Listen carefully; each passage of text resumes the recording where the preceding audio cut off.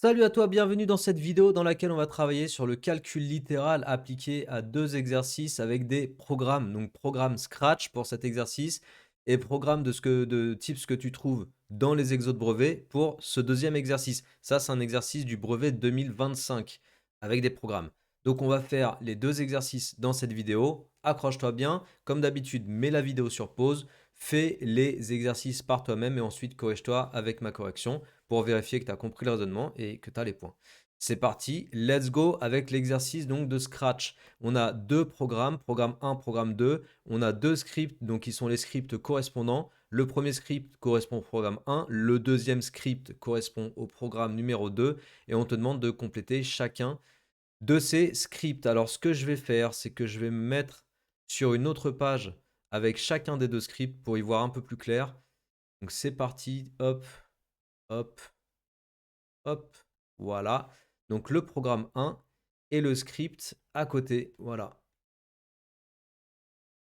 Ok, alors qu'est-ce qu'on me dit? On me dit quand la touche 1 est pressée, donc 1 pour programme 1, demander le nombre de départ et attendre, donc le nombre de départ. Ensuite, on met X à réponse. Donc réponse, c'est ce que l'utilisateur a rentré comme nombre. Et cette valeur-là, on la range dans X, ok? Donc après, X, c'est donc la variable qui contient la valeur donnée par l'utilisateur. Donc je peux utiliser X dans la suite du programme. Et là, qu'est-ce qu'on va me dire? On va me dire au nombre de départ que l'utilisateur a donné, je soustrais 3, soustraire 3 à ce nombre. Donc premier résultat, je ferai X moins 3. X moins 3, je soustrais 3 au nombre de départ, et le nombre de départ, je l'ai rangé dans la variable X. Ouais, donc je réutilise X ici. Ensuite, ils me disent ajouter 5 au nombre de départ. Donc le nombre de départ, c'est toujours X. Et je vais faire X plus 5. Et X plus 5, je range cette valeur-là dans une variable qui s'appelle deuxième résultat. Donc la variable qui s'appelle premier résultat, elle contient X moins 3. Et la variable qui s'appelle deuxième résultat, elle contient X plus 5. Donc on a fait cette instruction dans premier résultat. Et on a fait cette instruction-là dans deuxième résultat. Et qu'est-ce qu'il nous reste à faire pour le programme numéro 1? Il nous reste à multiplier les deux résultats, donc lui et lui. Donc premier résultat et deuxième résultat. Et c'est ça que va afficher le programme. Donc ici, quand on a dire, bah, qu'est-ce qu'il faut dire? Il faut dire premier résultat. J'écris exactement, pardon, comme c'est écrit ici. Premier résultat. Multiplier, attention, dans Scratch, multiplier c'est étoile. Multiplié par quoi? Bah, par deuxième résultat. OK? Donc là, ce que le programme va dire, c'est le résultat de premier résultat fois deuxième résultat, donc le résultat de x-3 fois x plus 5. Ouais? Allez, on va faire le programme numéro 2. Donc même chose, je me mets sur une autre page et on va compléter le script qui correspond. Donc voilà la page, voilà le script.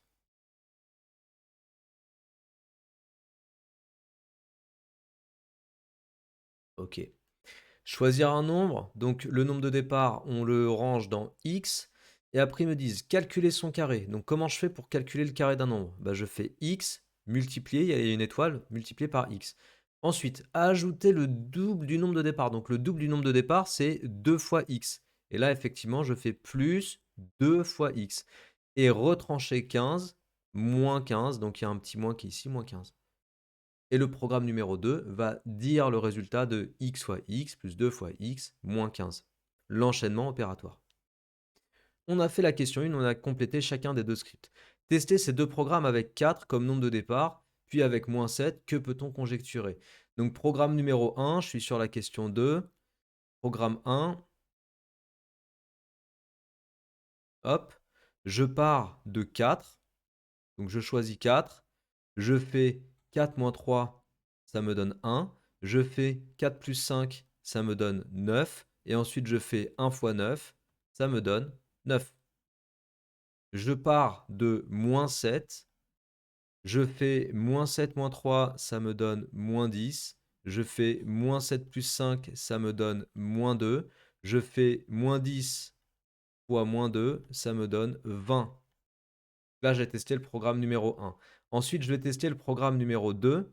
Apparemment, ils sont en train de me dire qu'on doit identifier quelque chose. Puisqu'ils me disent que peut-on conjecturer. Conjecturer, ça veut dire émettre une hypothèse. Donc avec le programme numéro 2, je pars de 4. Et on prend le carré, on ajoute le double du carré, le double du nombre de départ, et on retranche 15. Donc je fais 4 au carré plus 2 fois 4, moins 15. Qu'est-ce que ça fait ça? Je vais regarder dessous. Donc 4 au carré, ça me fait 16. 2 fois 4, ça me fait 8. Moins 15. 16 moins 15, ça fait 1. 8 plus 1, ça fait 9. Tiens, on trouve la même chose que ce qu'on a trouvé avec le programme numéro 1. Donc on a constaté là que le résultat est le même. On se dit que quand on va partir de moins 7, probablement on va trouver la même chose. Alors attention, quand tu vas faire moins 7 au carré, c'est moins 7 au carré comme ça sur ta parenthèse, sur ta calculatrice. Parce que si tu mets pas les parenthèses, le carré ne s'appliquera pas au moins et ton calcul sera faux. Les erreurs classiques que font les élèves. Ensuite, je prends le double de quoi? De moins 7 et je soustrais 15. Moins 7, le tout au carré, ça fait 49. Donc si tu mettais pas les parenthèses, malheureusement, tu te tromperais et tu écrirais moins 49. Donc autant te dire que ce qui va venir derrière, ça sera faux. Donc 49. Ensuite, 2 fois moins 7, ça me fait moins 14 et moins 15. Donc moins 14, moins 15, ça me fait moins 29. Et moins 29, 49 moins 29, ça me fait 20. On retrouve effectivement la même chose que ce qu'on avait trouvé avec le programme 1. Donc conjecture, les deux programmes donnent le même résultat. Conjecture, les deux programmes donnent, j'écris un peu à l'arrache, le même résultat si on choisit le même nombre de départs. Bien sûr, j'écris en abrégé, j'écris un peu à l'arrache, mais toi, sur ta copie, sur ton contrôle, tu dois t'appliquer, hein. On est d'accord? Et faire une phrase réponse, c'est pas facultatif, c'est obligatoire. Démontrer cette conjecture en prenant x comme nombre de départ pour les deux programmes. Alors, le programme numéro 1, on est ici sur la question 3. Le programme numéro 1, programme 1, il me dit que je prends x comme nombre de départ et le programme, il va faire x moins 3, si je me souviens bien, x moins 3, x moins 5, x moins 3, x plus 5. Et après, il va faire le calcul x moins 3 fois x plus 5. Alors, souviens-toi que je t'ai dit, on est dans le chapitre calcul littéral. Qu'est-ce qu'on fait dans le calcul littéral? On fait du calcul littéral. Et là, pour montrer que tes deux programmes donnent la même chose, on va développer les expressions quand on part d'un nombre x quelconque, et on va montrer qu'à la fin, on obtient la même forme développée, ok? Quand on développe tout. Là, tu as une expression où tu vas devoir utiliser la double distributivité pour développer. Voilà, en faisant gaffe au signe moins, etc. En faisant attention à ne pas faire d'erreur de signe. Donc x fois x, ça me fait x au carré. X fois plus 5, ça me fait plus 5x. Ensuite, moins 3, il faut bien que tu prennes le moins ici. Moins 3 fois x, ça me fait moins 3x. Et enfin, moins 3 fois plus 5, ça fait moins 15. Et une fois que j'en suis là, je réduis donc x au carré. 5x moins 3x, ça me fait 2x et moins 15. Ça, c'est la forme développée que j'obtiens avec le programme 1. Et on va regarder quelle forme développée on obtient avec le programme 2. Et on espère trouver x carré plus 2x moins 15. Autrement dit, la même forme développée. Autrement dit, les programmes donnent le même résultat quand on choisit le même x au départ. Donc, avec le programme numéro 2, je pars de x. Et de mémoire, il me disait, je calcule x au carré plus 2x moins... Ah bah non, j'ai pas de mémoire. Moins 15. Ajouter le double et moins 15. Ouais, c'est ça. X carré plus 2x moins. Bon, il n'y a rien à faire avec le programme numéro 2. En fait, on avait déjà la forme développée. X au carré plus 2x moins 15. Donc x au carré, c'était le double du nombre de départ. Le carré du nombre de départ. Plus 2x, c'est qu'on ajoutait le double du nombre de départ. Et enfin, moins 15, on retranchait 15. Donc on trouve exactement la même forme développée. Donc les deux programmes, la conclusion que je n'écris pas, les deux programmes donnent le même résultat lorsqu'on les compare en forme développée. C'est bon?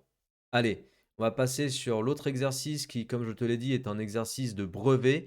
et du brevet 2025. J'espère qu'à ce stade-là de la vidéo, tu es toujours attentif et que tu as pu comprendre tes erreurs si on a fait, ou mieux que ça encore, que tu as pu obtenir les bonnes réponses sur les questions.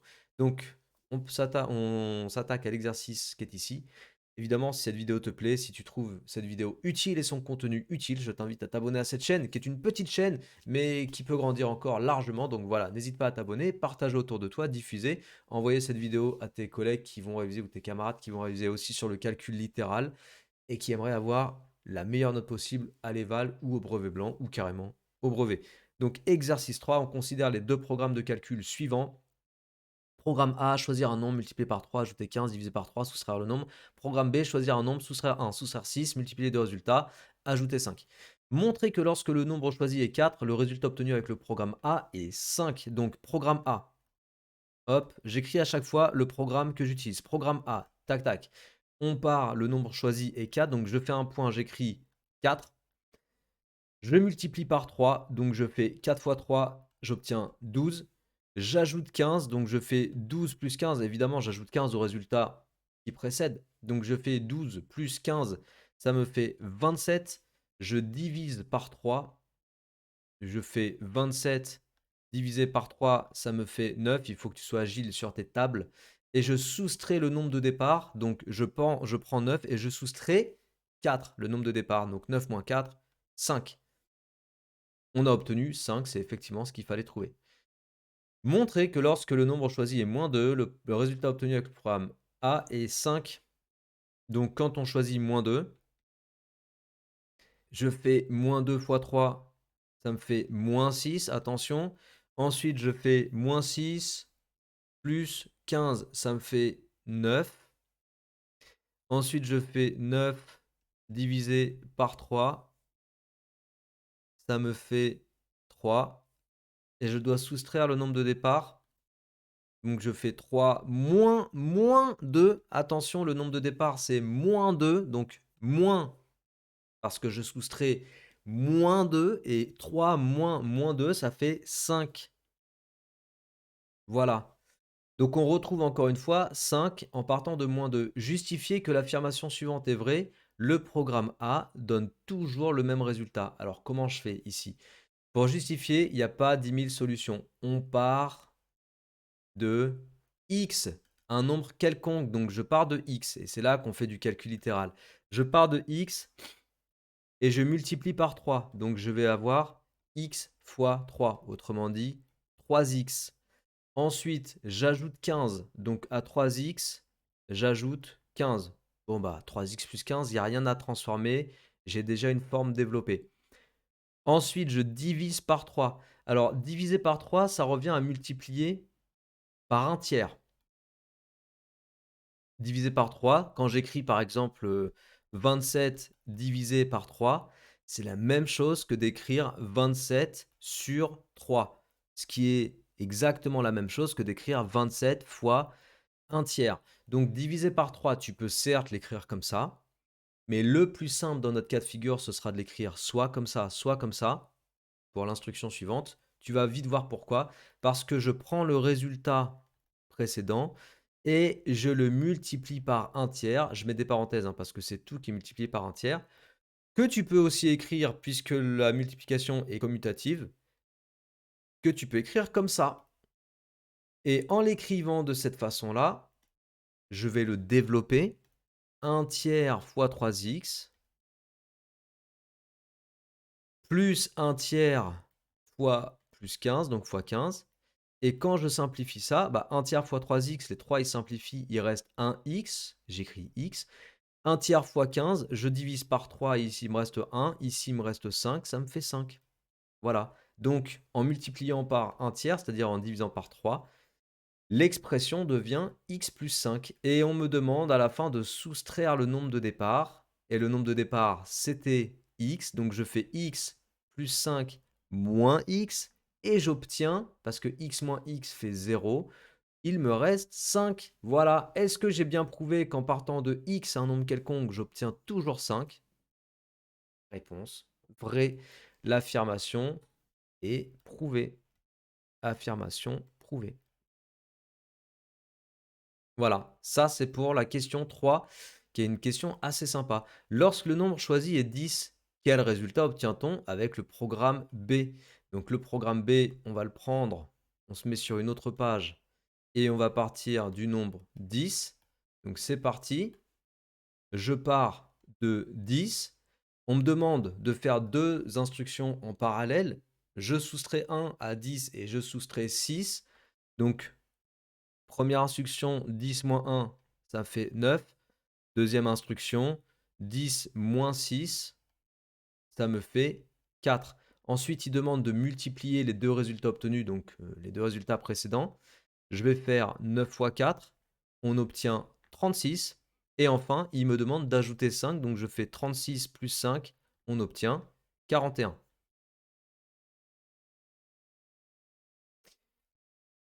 Alors, il existe exactement deux nombres pour lesquels les programmes A et B fournissent à chaque fois des résultats identiques. Quels sont ces deux nombres? Donc la question 5, c'est encore une question de calcul littéral.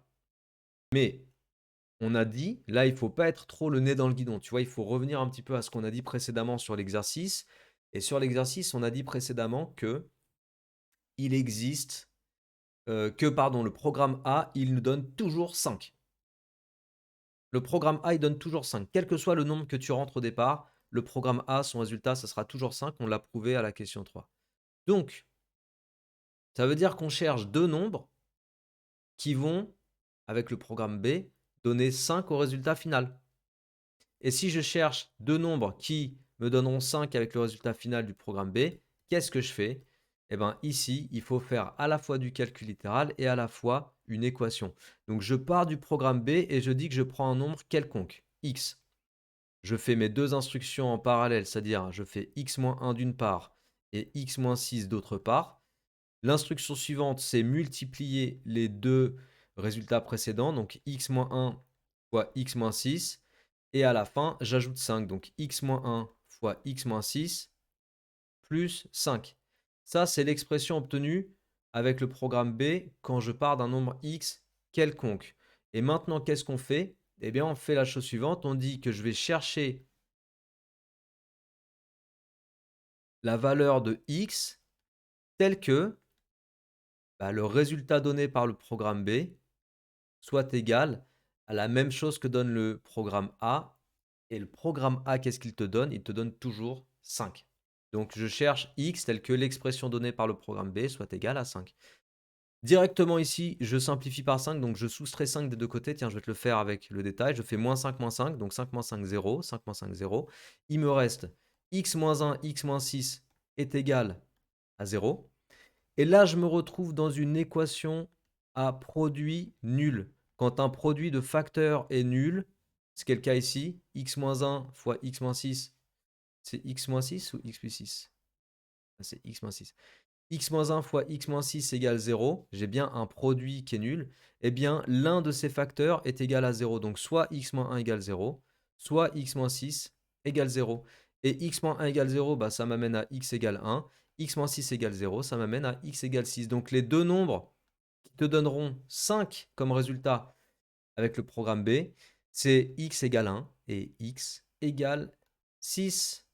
Voilà pour cet exercice brevet, donc brevet 2025. J'espère que toute la vidéo t'a plu. Si c'est le cas, encore une fois, n'hésite pas à partager, diffuser, liker cette vidéo pour apporter de la visibilité. Merci d'avance à toi.